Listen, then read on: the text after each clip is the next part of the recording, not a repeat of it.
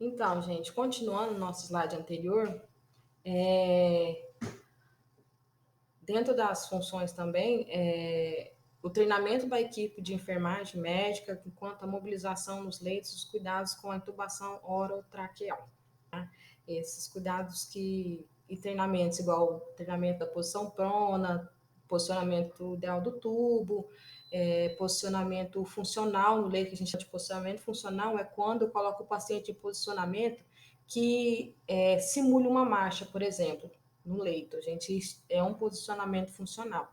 Quando eu coloco meu paciente sentado no leito, que chama sedestado no leito, de uma forma que imite uma poltrona, que ele esteja em casa, que ele pare de ter essa posição só horizontal e tenha mais uma posição vertical, tá?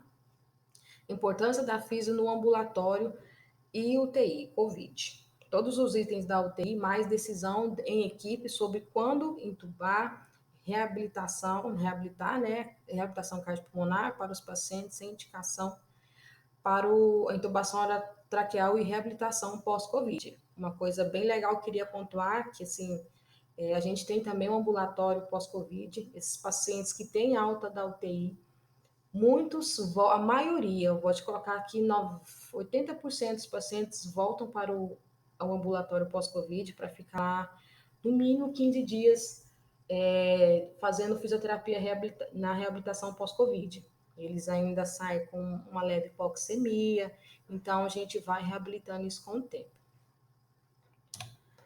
Então aqui tá algumas imagens do que eu já tinha falado anteriormente, tá? Esse é o BVM, que é o Ambu, né? Muito conhecido como Ambu, mas Ambu é a marca, o nome ideal dele é BVM, bolsa, válvula, máscara. Isso aqui está acontecendo uma pré-oxigenação do paciente para uma intubação. Isso dessa maneira, isso não é no COVID, tá? No COVID é diferente, ainda falta um filtro, né? Ou a gente deixa o paciente na máscara de VNI.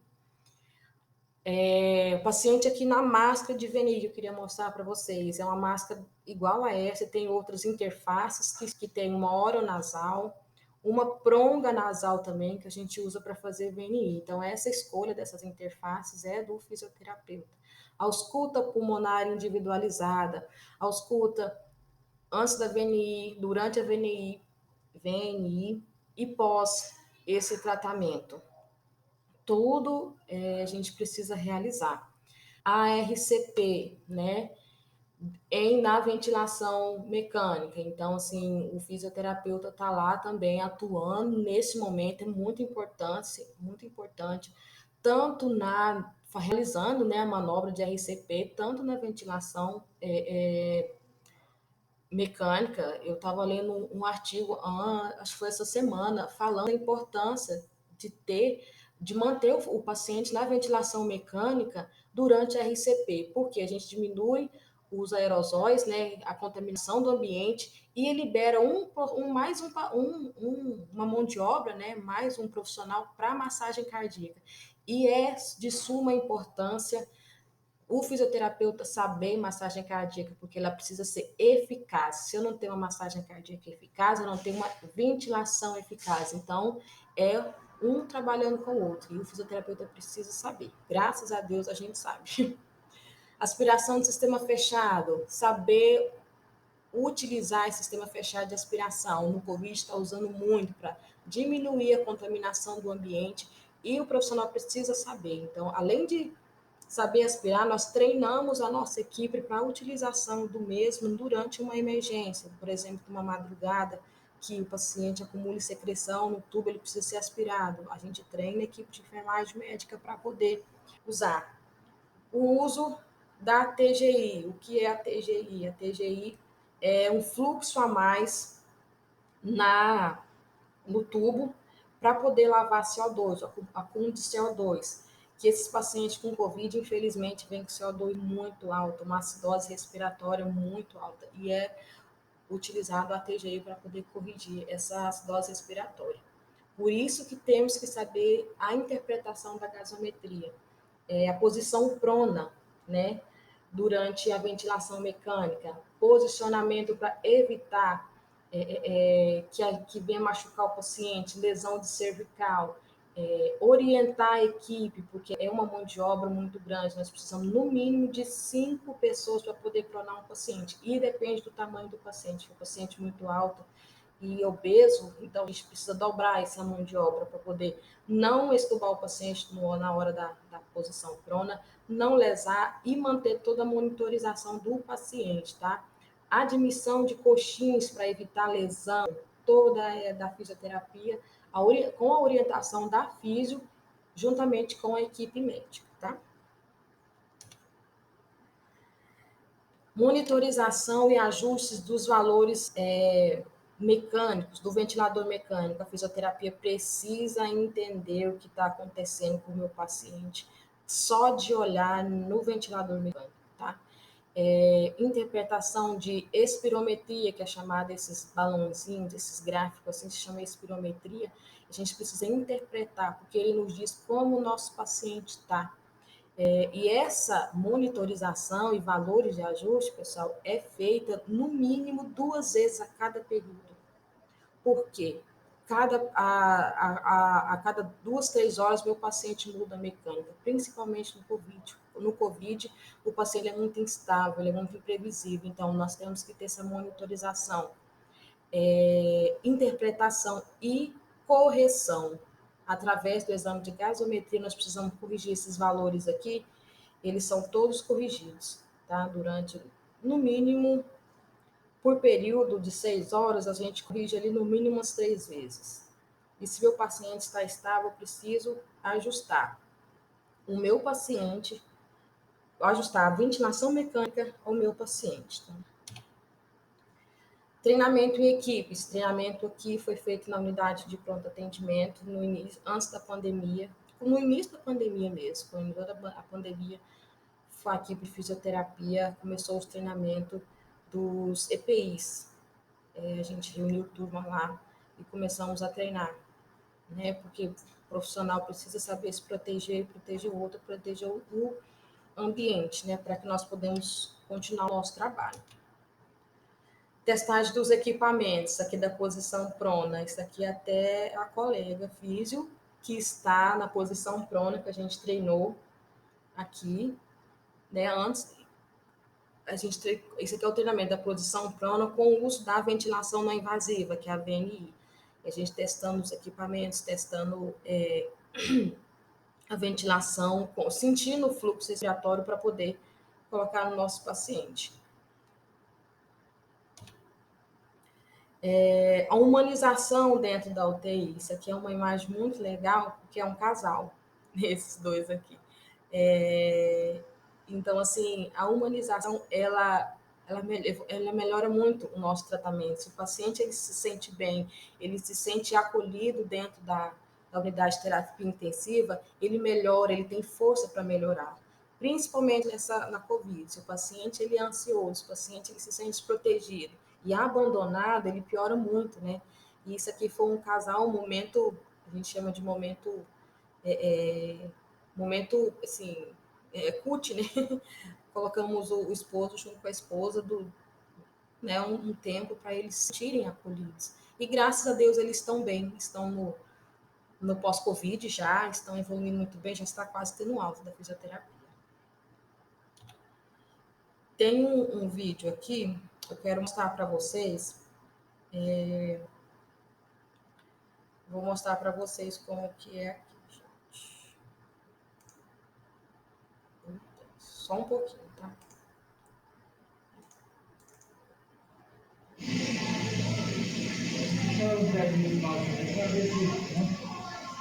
Olha só, essa imagem foi autorizada pelo paciente, tá? Ele me permitiu. É um paciente em ventilação não invasiva, fazendo ciclo ergônico para membros superiores. O que a gente enxerga aqui? A fisioterapia está fazendo expansão pulmonar, mobilização torácica, fortalecimento, várias funções, né, em um momento só. Então, essa imagem aqui fala muito do nosso trabalho. E esse paciente, graças a Deus, está bem, está em casa. É a associação da ventilação não invasiva mais exercício funcional. Deixa eu mostrar outro exercício para vocês.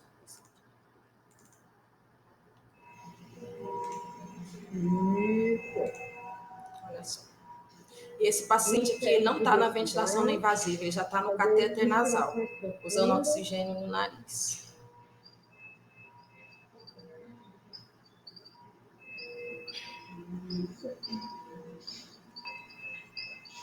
Olha só o treino respiratório. O fisioterapeuta pedindo para que ele inspire profundo e continue fazendo exercício.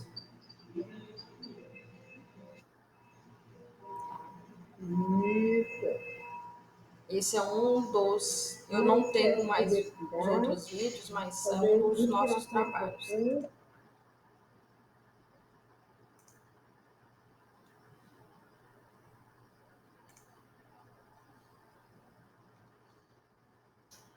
Então, a elaboração de protocolos, tá? Esse protocolo aqui foi feito dia 16 de 4 de 2020. Ele precisa ser atualizado, vai ser atualizado agora, tá? Para a conduta da fisioterapia com o paciente em ar ambiente, nem oxigênio terapia. Essa aqui é a avaliação fisioterapêutica e a conduta.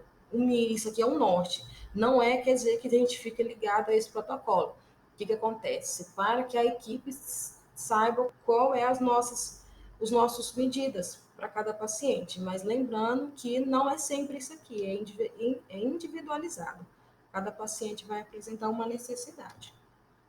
Esse é um fluxograma construído também em protocolo de ventilação mecânica, tá? Indicando SARA leve e a evolução do paciente, se você melhorou, se ele não melhorou, o que fazer, tá? Isso aqui foi feito pela minha responsabilidade técnica, mas para que todos da UTI possam usar. Quem segue aqui dá certinho, até a fisioterapia chegar e fazer os ajustes ideais, tá? Os cálculos de mecânica, que eu sempre falei muito, né? Esses cálculos de mecânica é sempre usado. Toda vez que o paciente é admitido na ventilação mecânica, 1 hora depois é feito um cálculo de mecânica para saber se o paciente vai evoluir para intubação ou não.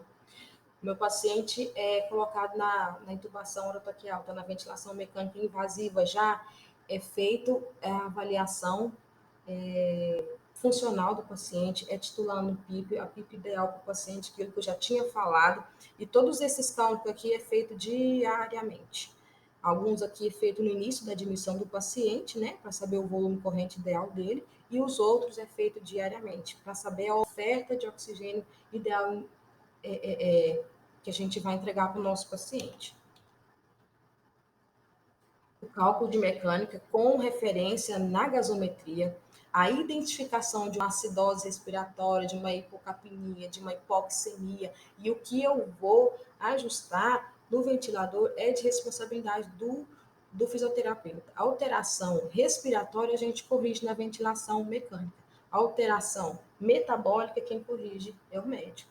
Tá? Mas se tem uma interação entre os dois, a gente senta e conversa e decide o que é que tem que ser ajustado, tá? Com a equipe médica. Análise interdisciplinar da acidose respiratória, das compensações, o que está compensando ou não, né? A gente senta e isso é feito junto com a equipe, né? Se há um distúrbio misto de acidose respiratória e metabólica, a gente senta e discute o que tem que ser ajustado. Então, dentro disso, o fisioterapeuta ele é uma economia para o hospital. Por quê? Qualquer hospital. Por que se tem um fisioterapeuta na UTI? Porque com base em todos esses cálculos que a gente vai fazer, a gente entrega uma oferta de oxigênio ideal para o paciente. E dentro de umas coisas mais caras de um hospital, de uma UTI, é o oxigênio, né? Que é realmente um produto caro. E se a gente está sempre analisando, sempre fazendo, entregando uma oferta ideal para o meu paciente, onde ele melhore o quadro de falta de ar,